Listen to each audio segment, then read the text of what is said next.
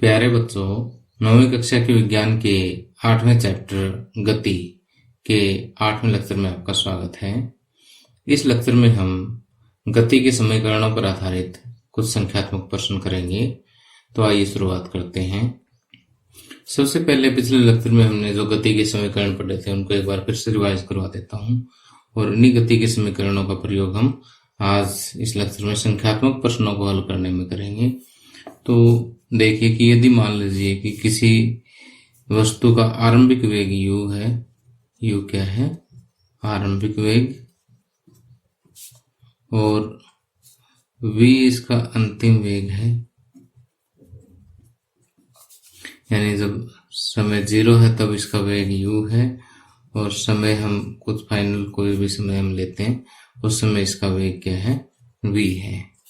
और इसका त्वरण जो है वो a है और वस्तु के द्वारा तय दूरी जो है वो s है, या हम इसको कहें विस्थापन जो है वो कितना है? s है। तो इस कंडीशन में जो गति के समीकरण है वो है v बराबर u प्लस at कि अंतिम वेग बराबर आरंभिक वेग प्लस त्वरण गुणा समय। दूसरा जो है वो s बराबर ut plus half at square, और तीसरा जो है वो v square minus u square बराबर 2as। और सेकंड से ही ड्राइव करके हम एक और समीकरण लिखते हैं कि nवें सेकंड में तय दूरी, s nth लिखते हैं इसको हम।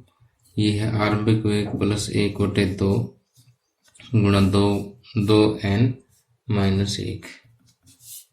ठीक, तो अब देखिए कि हमारे अधिकतर जो न्यूमेरिकल्स है, संख्यात्मक प्रश्न है, वो पहले 3 समीकरणों के प्रयोग से ही हो जाएंगे। बाकी जहाँ जरूरत पड़ेगी हम 4th समीकरण का भी यूज करेंगे। अब देखिए यहाँ पर आपको एक क्वेश्चन दिया हुआ कि एक रेलगाड़ी विराम अवस्था से चलना प्रारंभ करती है और 5 मिनट में 72 किलोमीटर प्रति घंटा का वेग प्राप्त कर लेती है। मान लें कि त्वरण एक समान है, परिकलन करें त्वरण और इस वेग को प्राप्त करने के लिए रेलगाड़ी द्वारा तय दूरी।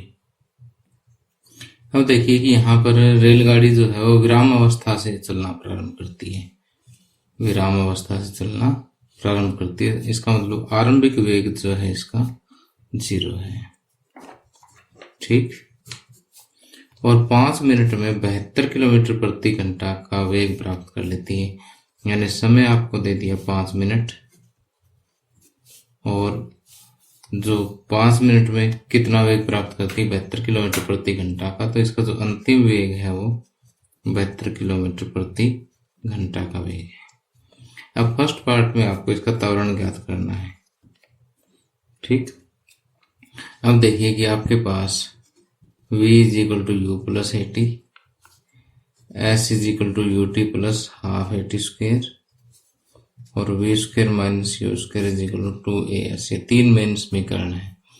अब फर्स्ट पार्ट को सोल्व करने में हम इनमें से कौन सा लगाएं, उसके लिए बहुत ही आसान सा तरीका बताता हूँ आपको कि यहाँ पर देखिए कि आपको 3 क्वांटिटीज दी गई हैं, 3 टर्म्स ये दी गई है, चौथी आपसे पूछी गई है। तो 3 जो आपको गिवन है और चौथी जो पूछी गई है वो चारों की चारों जिस समीकरण में है वही लगेगा। तो यहाँ पर पहले में देखिए कि v है, u भी हमारे पास, a है और t है, तो पहला समीकरण ही लग जाएगा। दूसरा क्यों नहीं लगेगा? क्योंकि यहाँ पर दूसरे में s का जिक्र है और s हमें ना तो दिया है, नहीं पूछा पहले पार्ट में। ठीक, तो पहले पार्ट में हम क्या लगाएंगे? v is equal to u plus at। तो हम लिखेंगे v बराबर u प्लस at का प्रयोग करते हुए, इसका प्रयोग करेंगे तो, लेकिन इसका प्रयोग करने से पहले आपको क्या है कि जो इनके मात्रक हैं उनको अस्थाई में बदलना पड़ेगा। अदरवाइज हम गलत हो जाएगा, ये ध्यान रखना। अब 5 मिनट है, 5 मिनट के सेकंड बना लो, क्योंकि उस समय की जो ऐसा यूनिट है वो सेकंड है। 5 गुणा 60 यानी 300 सेकंड का समय हो गया। और किलोमीटर प्रति घंटा को मीटर प्रति सेकंड में बदल लो। किलोमीटर प्रति घंटा को मीटर प्रति सेकंड में बदलने के लिए हम 5 बटे 18 से गुणा करते हैं। 18 एक 18, 18 चौके 72 यानी 20 किलोमीटर, सॉरी 20 मीटर प्रति सेकंड। ठीक, यानी किलोमीटर प्रति घंटा को मीटर प्रति सेकंड में बदलने के लिए 5 बटे 18 से गुणा, और मीटर प्रति सेकंड को किलोमीटर प्रति घंटा में बदलने के लिए 18 बटे 5 से गुणा करना होता है। ये मैं आपको पहले बता चुका हूँ। तो यहाँ पर v कितना हो गया 20 is equal to u0, a हमें फाइंड आउट करना है, और t हो गया 300। तो यहाँ से a फाइंड आउट करना, तो a बराबर 20 बटे, और ये तो 0 है ही, ये 300 इसके नीचे चला जाएगा, 0 से 0 कट, 2 1 2 15 दूनी 30। तो यहाँ से a आ जाएगा 1 बटे 15 मीटर प्रति सेकंड स्क्वायर, 1 बटे 15 मीटर प्रति सेकंड स्क्वायर। अब दूसरा आपका जो पार्ट पूछा गया वो कहता है इस वेग को प्राप्त करने के लिए रेलगाड़ी द्वारा तय दूरी। तो सेकंड पार्ट में आपसे क्या पूछा गया है, एस पूछा गया है, और ये 3 चीजें आपको दे रखी। अब देखिए कि आपको यू टी वी ये 3 तो गिवन है, और ए हमने फर्स्ट पार्ट में कैलकुलेट कर ही लिया, और एस पूछ रखा है। तो अब एस फाइंड आउट करने के लिए आपको यू चाहिए, हमारे पास अवेलेबल है, टी बी है, ए बी है, और टी बी है। चाहो तो आप ये समीकरण लगा दो, और ये वाला भी लगा सकते हैं, क्योंकि आपके पास वी यू और ए ये तीनों चीजें है, तो एस यहाँ से भी आ जाएगा। कोई भी समीकरण लगा के निकाल लो, सेम आएगा। तो हम सिंप्लिसिटी के लिए दूसरा ही लगा देते हैं कि एस बराबर you t plus half a T square. तो एस हमें फाइंड आउट करना है, यू कितना 0, टी कितना 300 सेकंड है, प्लस हाफ ए है 1 बटे 15, और टी का स्क्वायर यानी 300 का स्क्वायर, 300 का स्क्वायर 300 गुणा 300 कर देते हैं। तो 0 गुणा समथिंग ये तो 0 हो जाएगा, प्लस 15 दूनी 30, और 2 दाएं 20, और ये हो जाएगा 300 गुणा 10 यानी 3000 मीटर। 3000 मीटर को किलोमीटर में बदलेंगे तो 3 किलोमीटर जो है इसका आंसर आ जाएगा। ठीक, तो इन न्यूमेरिकल्स को सोल्व करने का तो एक सिंपल सा तरीका है कि जो टर्म्स आपको गिवन है, जो पूछी गई वो जिस फार्मूले में मिल जाए, जिस समीकरण में मिल जाए, वही अप्लाई कर दो। एक बात तो ये, और दूसरा जो इनके मात्रक है उनको मोस्टली कोशिश करो कि एसआई में ही चेंज हो जाए। ठीक, अब देखिए कि अगला क्वेश्चन भी बिल्कुल ऐसा ही है। कहता है कोई कार एक समान रूप से त्वरित होकर 5 सेकंड में 18 किलोमीटर प्रति घंटा से 36 किलोमीटर प्रति घंटा की गति प्राप्त करती है, ज्ञात करें उसका त्वरण और उतने समय में कार द्वारा तय दूरी। पहले तो जो आपको गिवन है, जो दिया हुआ है, वो देख लेते हैं क्या है। कि एक तो आपको समय दे रखा है, समय कितना है 5 सेकंड, और शुरू में इसका वेग कितना है 18 किलोमीटर प्रति घंटा, और उसका अंतिम वेग जो है वो 36 किलोमीटर प्रति घंटा है, क्योंकि इस वेग से शुरू हुई, इस वेग ये उसका फाइनल वेग है। ठीक, अब आपको ज्ञात करना है कि इसका त्वरण ज्ञात करना है पहले पार्ट में। तो अब कोई भी समीकरण लगाने से पहले अपने ध्यान क्या रखना है, इनके जो मात्रक है वो हम एसआई में कन्वर्ट करते हैं। एसआई का मतलब समय जो है सेकंड में, और जो वेग या स्पीड जो है उसको हम मीटर प्रति सेकंड में, त्वरण मीटर प्रति सेकंड स्क्वायर में। ठीक, तो 18 किलोमीटर प्रति घंटा है, तो इसको 5 बटे 18 से गुणा करेंगे तो मीटर प्रति सेकंड में बदल जाएगा, यानी 5 मीटर प्रति सेकंड, और ये हो जाए 36 गुणा 5 बटे 18, यानी ये हो जाएगा 10 मीटर प्रति सेकंड। ठीक, तो इसके लिए जैसे तीनों समीकरणों में से आपको स्पष्ट नजर आ रहा कि v is equal to u plus a t अगर हम कर दें तो जो है ये सम आसानी से सोल्व हो जाएगा। तो v is equal to u plus a t का प्रयोग करके क्या होगा कि v तो कितना है ये लेना 10, अगर 36 ले लिया तो गलत हो जाएगा। 10 बराबर u कितना है 5 प्लस a हमें ज्ञात करना, तो a को a रहने दो, t कितना है 5, तो ये 5 इधर ले, 10 में से 5 गए 5 बराबर 5a, और a आपको ज्ञात करना है तो 5/5 यानी 1 मीटर प्रति सेकंड स्क्वायर का जो है वो त्वरण इसमें होगा। ठीक, अब बात आती है इसके सेकंड सम की। सेकंड सम में आपको ज्ञात करना उतने समय में कार द्वारा तय की गई दूरी, यानी s आपको ज्ञात करना है। तो पहले वाली सिचुएशन है कि s is equal to u t plus half a t square करोगे तो भी निकल जाएगा, क्योंकि s आपको चाहिए, यू टी ए ये चीजें हमारे पास है। या फिर अगर आप v square minus u square बराबर 2as यूज करोगे तो भी सम सोल्व हो जाएगा।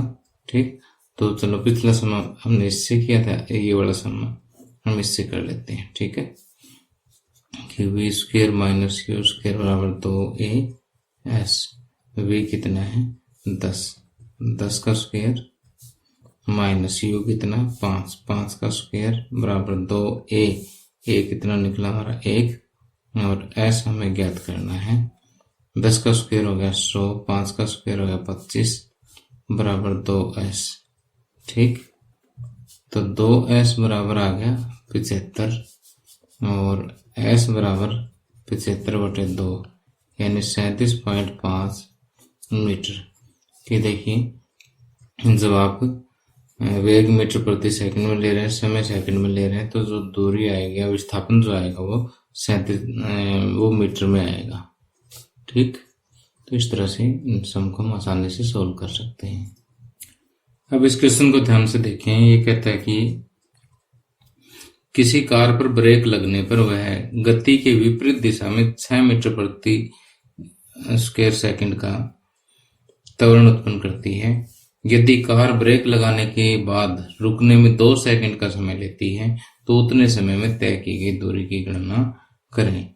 तो यहाँ पर आपको साफ नजर आ रहा है कि त्वरण दे रखा 6 मीटर प्रति सेकंड स्क्वायर, लेकिन इसकी जो दिशा है वो विपरीत दिशा है गति की। अगर गति की विपरीत दिशा त्वरण की है तो त्वरण जो है वो ऋणात्मक माना जाता है। ठीक, और यदि कार ब्रेक लगाने के बाद रुकने में 2 सेकंड का समय लेती है, समय कितना ले लिया 2 सेकंड, और कार ब्रेक लगाने के बाद रुकने में यानी फाइनली रुक गई है कार, यहां से देखो अगर कार रुक गई है तो अंतिम वेग इसका क्या होगा 0 मीटर प्रति सेकंड होगा।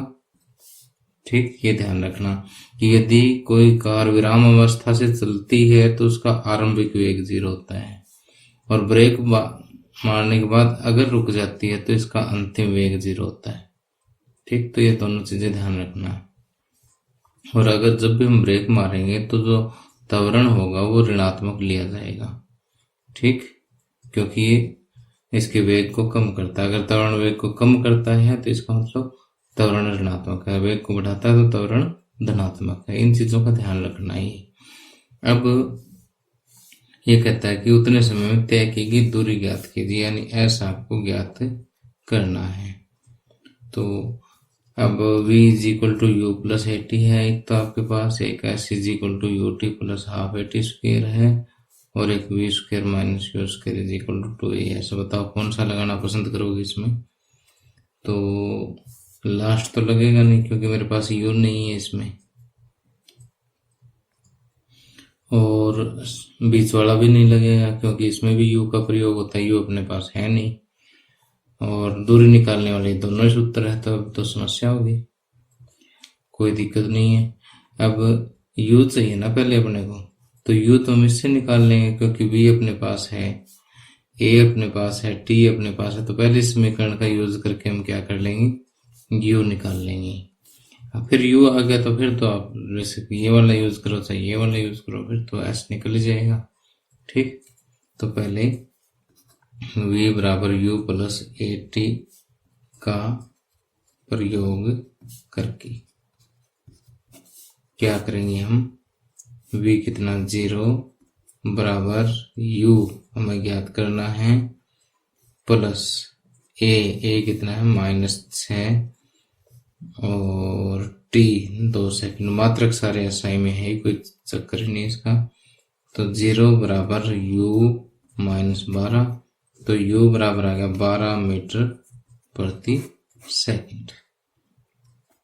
u बराबर 12 मीटर प्रति सेकंड आ गया, तो अब हम यहाँ पर s बराबर ut प्लस हाफ at का प्रयोग करेंगे, at स्क्वायर का प्रयोग करेंगे, तो u कितना है 12, t हो गया 2 सेकंड प्लस हाफ, a है -6 इंटू टी स्क्वायर यानी 2 का स्क्वायर हो गया 4, 12 दूनी 24 प्लस 2 दूनी 4 यानी 6 दूनी 12, तो 24 माइनस 12 कितना हो गया 12, तो तय दूरी कितनी आ जाएगी 12 मीटर आ जाएगी।